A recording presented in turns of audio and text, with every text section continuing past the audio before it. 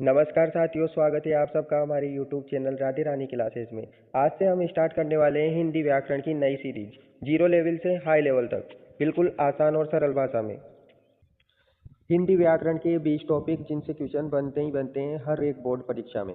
तो पहला टॉपिक रहेगा अपना वर्ण विचार, शब्द विचार, संज्ञा, सर्वनाम, क्रिया, विशेषण, लिंग, वचन, कारक, उपसर्ग, प्रत्यय, संधि, समास, पर्यायवाची शब्द, विलोम शब्द, अनेक शब्दों के लिए एक शब्द, मुहावरे, पत्र लेखन, संक्षेपण लेखन, निबंध लेखन।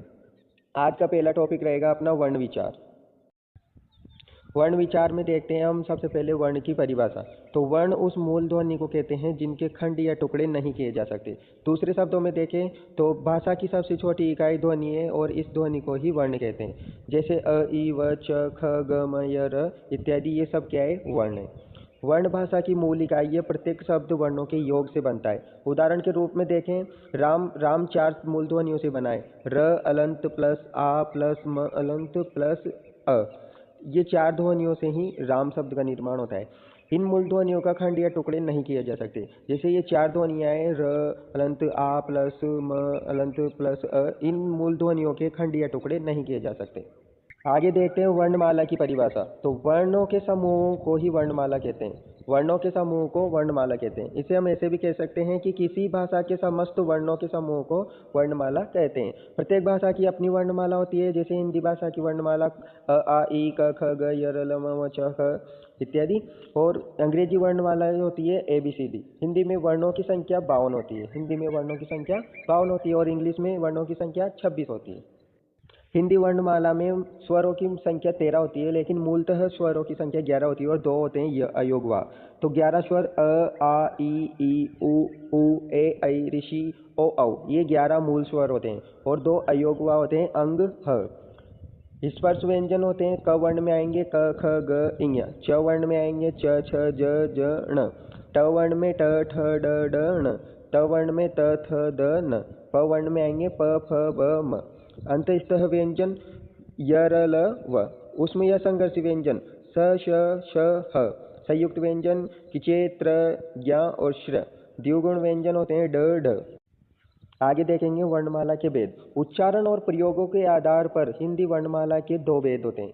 उच्चारण और प्रयोग के आधार पर हिंदी वर्णमाला के 2 भेद होते हैं, स्वर और व्यंजन। स्वर की परिभाषा। हिंदी व्याकरण में जिन वर्णों का उच्चारण बिना किसी अन्य वर्ण की सहायता के और स्वतंत्र रूप से किया जाता है उन्हें स्वर कहते हैं। स्वर के भेद। स्वर के मुख्यतः 3 भेद होते हैं जो इस प्रकार हैं: ह्रस्व स्वर, दीर्घ स्वर और लुप्त स्वर। ह्रस्व स्वर जिनके उच्चारण में सबसे कम समय, एक मात्र का समय लगता है, ह्रस्व स्वर कहलाते हैं। इनकी संख्या 4 होती है, अ, ई, व और ऋषि।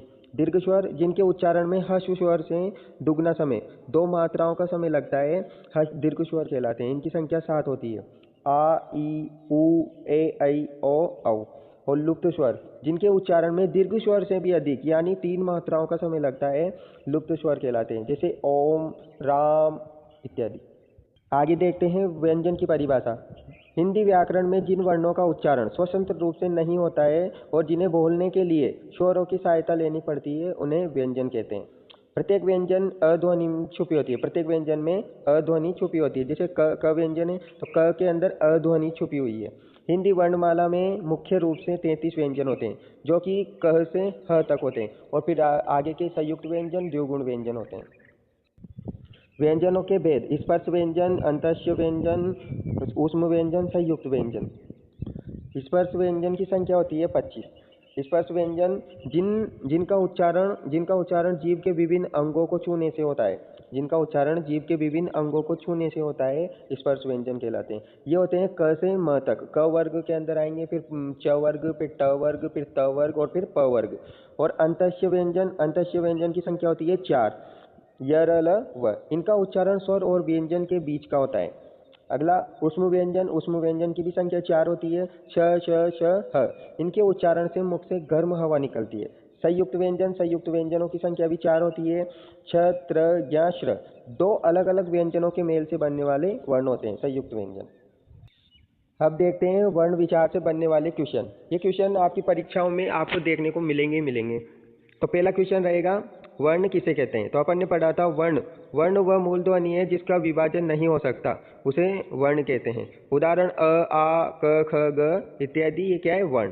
दूसरा क्वेश्चन देखेंगे, वर्णमाला किसे कहते हैं? वर्णमाला किसे कहते हैं? तो वर्णों का कर्मवत समूह ही वर्णमाला कहलाता है। वर्णों का कर्मवत समूह ही वर्णमाला कहलाता है। तीसरा प्रश्न, शब्द किसे कहते हैं? दो या दो से अधिक वर्णों का मेल जिनका कोई निश्चित अर्थ निकलता हो, उन्हें शब्द कहते हैं। दो या दो से अधिक वर्णों का मेल जिनका कोई निश्चित अर्थ निकलता हो, जिनका कोई निश्चित अर्थ निकलता हो, उन्हें शब्द कहते हैं। अगला प्रश्न रहेगा, मूल स्वरों की संख्या कितनी होती है? तो मूल स्वरों की संख्या 11 होती है। मूल व्यंजन की संख्या कितनी होती है? मूल व्यंजन की संख्या 33 होती है। हिंदी वर्णमाला में कितने वर्ण होते हैं? हिंदी वर्णमाला में 52 वर्ण होते हैं। वर्ण कितने प्रकार के होते हैं? तो वर्ण के 2 प्रकार होते हैं, स्वर और व्यंजन। अगला प्रश्न रहेगा अपना, व्यंजन किसे कहते हैं? जिन वर्णों के उच्चारण